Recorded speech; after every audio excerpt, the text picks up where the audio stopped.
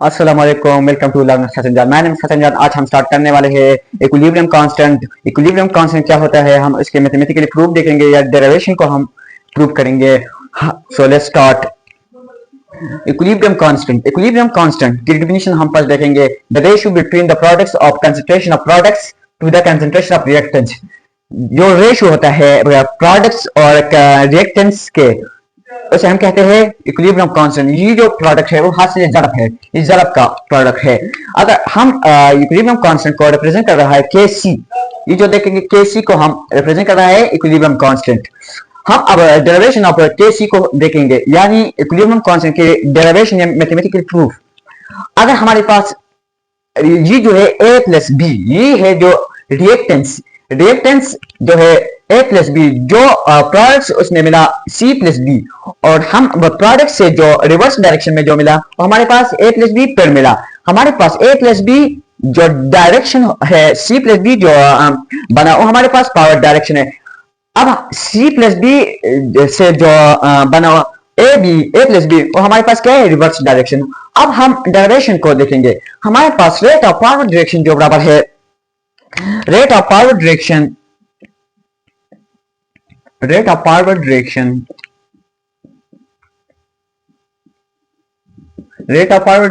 किसके बराबर है?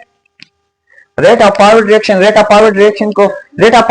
हमने law of mass of action में पढ़ा कि इक्विलिब्रियम जो है वो हमारे पास डायरेक्ट प्रोपोर्शन है इलेक्ट्रोमासिस का।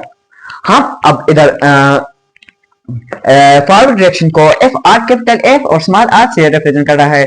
वो हमारे पास बराबर है directly proportion to the concentration of A and concentration of B का। कंसंट्रेशन ऑफ ए का बराबर है और कंसंट्रेशन ऑफ बी का। अब हम ये जो प्रोपोर्शनलिटी साइन है, अब हम इसको हटाते हैं, इसकी जगह हम कांस्टेंट लिख देंगे और एक इक्वल का साइन लगाएंगे। तो हमारे पास ये आ गया forward direction is equal to, हम इसकी जगह प्रोपोर्शनलिटी की जगह कांस्टेंट हम के लगाएंगे, के एफ लगाएंगे, स्मॉल एफ। और हमारे पास क्या है, concentration of A and concentration of B. हम कंसंट्रेशन को स्क्वायर ब्रैकेट से रिप्रेजेंट कर रहा है। अब हम ये हमारे पास क्या हुआ, इक्वेशन नंबर 1। अब हम रेट ऑफ रिवर्स रिएक्शन को मालूम करेंगे। Rate of reverse reaction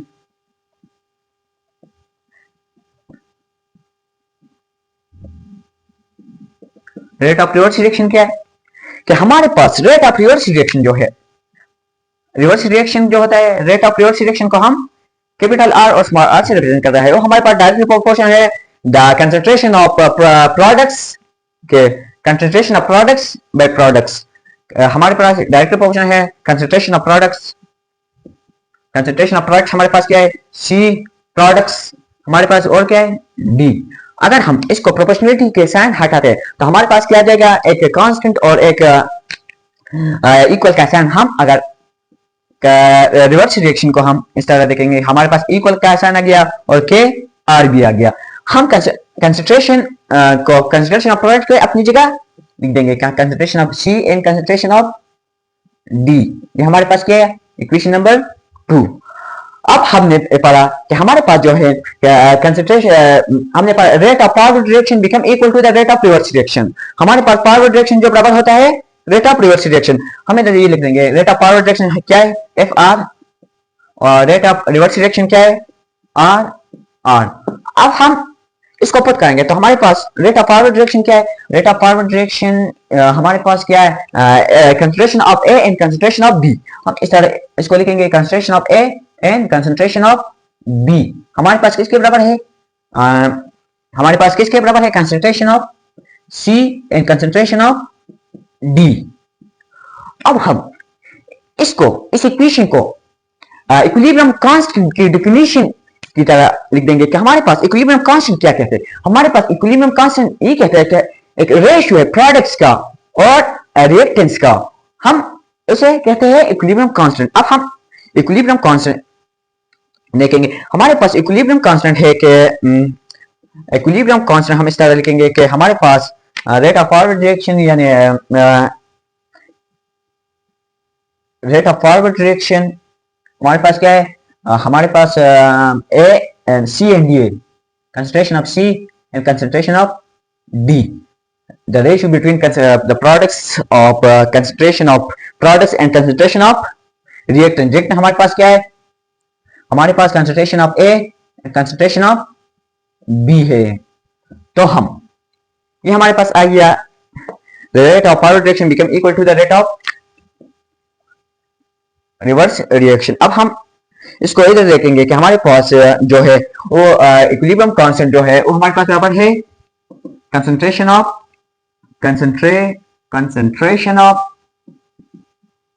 products and the ratio of concentration of products and concentration of reactants का.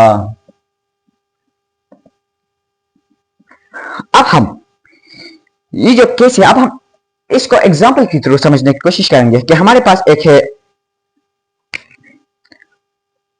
हमने law of mass of action में पढ़ा कि जो पावर है वो कोफिशिएंट जो है वो हमारे पास इक्विलिब्रियम कांस्टेंट के बराबर होता है.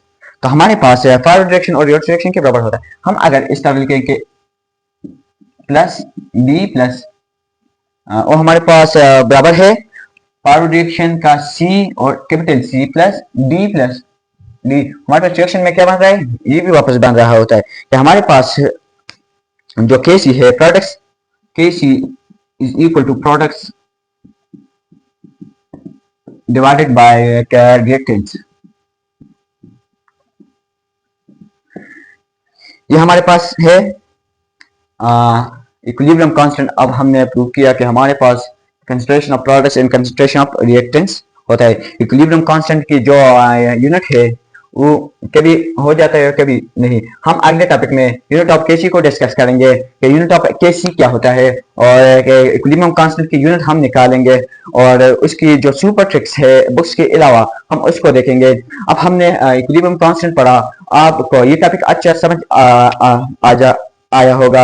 हमारा लेक्चर आपको समझ आया होगा तो हमारा चैनल को सब्सक्राइब करें, बेल आइकन को दबाएं और नेक्स्ट वीडियो में हमारे साथ रहें.